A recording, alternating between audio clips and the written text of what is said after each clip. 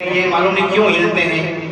تو میں نے کئی لوگوں سے پوچھا، کوئی خاص جواب مجھے اس کا نہیں ملا. ایک جواب ایک جگہ سے ملا کہ شاید اس سے سستی دور ہوتی ہے. مجھے معلوم نہیں یہی وجہ ہے یا کہاں سے ہے، بس یہ مزاج چلا رہا ہے ہلنے کا. بچہ ہلتے زیادہ ہے، پڑھتے کم ہے، اور یہ ہلنے کا مزاج قاعدے سے آ جاتا ہے. جہاں بچے خاموش ہوئے، استاد نے ڈنڈی ماری تو وہ پڑھیں گے کم اور ہلنا زیادہ شروع کر دیں گے، جیسے سب پڑھ رہے ہیں. تو مجھے معلوم نہیں قاری صاحب کے علم میں اگر کوئی بات ہو اس سلسلے میں کہ یہ ہلنا کہاں سے آیا، کیوں آیا، اور اس کی ضرورت کیا ہے.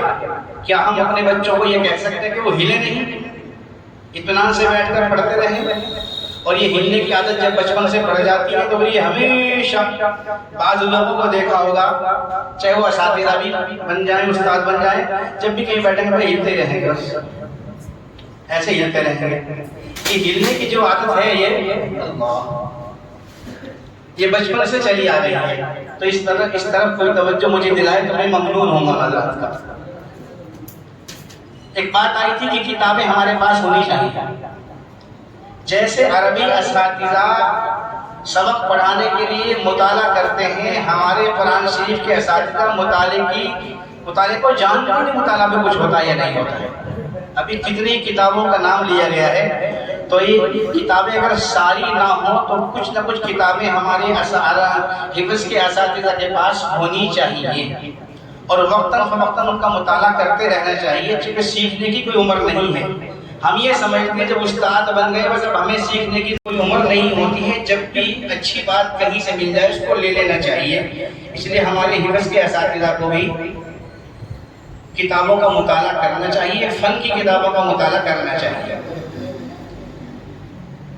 ایک بات اور آئی کہ بھائی یہاں سے انشاءاللہ اور بھی بہت سارے لوگ رابطے میں جڑیں گے، مربوط ہوں گے. تو ایک چھوٹی سی بات عرض کرنی ہے کہ رابطے کا مقصد جو ہے وہ دارالعلوم کے نظام سے اپنے آپ کو مربوط کرنا ہے. صرف کاغذی اعتبار سے نہیں کہ ہم نے فارم بھر دیا، دستخط ہو گئے اور ہمارا نام جو ہے وہ درج ہو گیا، اتنا کافی نہیں ہے. بلکہ رابطے میں مربوط ہونے کا اصل منشا ہے دارالعلوم کے نظام تعلیم کو قبول کرنا اور اس کو اختیار کرنا. اگر یہ چیز نہیں ہے تو پھر رابطے کا پورا فائدہ ہمیں حاصل نہیں ہوگا. اس لیے یہ چند باتیں میں نے عرض کی ہے. رہی بات یہ کہ بھئی اساتذہ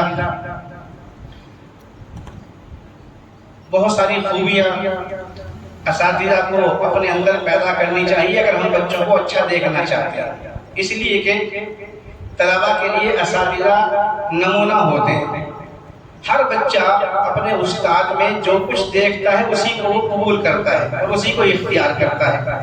یہاں تک کہ جب وہ پڑھانے بیٹھتا ہے تو وہی چیزیں جو ان کے استاد نے جو عمل کیا تھا وہی کرتا ہے. میں نے اس کا خوب تجربہ کیا کہ استاد میں جو چیزیں ہیں کہ اگر یہ اپنے یہاں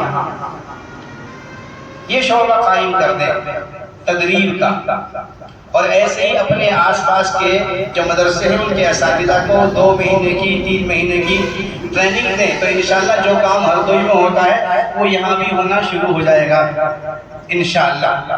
اس لیے ارادہ کرنے کی ضرورت ہے. ایک استاد کو یا 2 استاد کو فارغ کر دیں، یا جو اساتذہ دوسرے گھنٹوں میں دوسرا کام کرتے ہیں ان کے گھنٹے ایسے متعین کر دیے جائیں. ایک شعبہ اگر قائم کر دیا جائے گا تو پھر ہمارے اساتذہ کو اتنا لمبا سفر کرنے کی ضرورت پیش نہیں آئے گی. ان کو جو چیز وہاں مل رہی ہے انشاءاللہ یہی مل جائے گی. میں نے ارادہ کر رکھا ہے انشاءاللہ آئندہ سال کے بعد گڑھی دولت میں یہ شعبہ قائم کرنے کا. اللہ اس میں کامیابی عطا فرمائے. اور میں ان حضرات سے بھی درخواست کروں گا کہ بھی اس طرف توجہ فرمائیں تاکہ ہمارے جو آس پاس کے مدرسے ہیں ان کو اس عمل کے لیے زیادہ لمبا سفر نہ کرنا پڑے. آخر دعوانا الحمدللہ.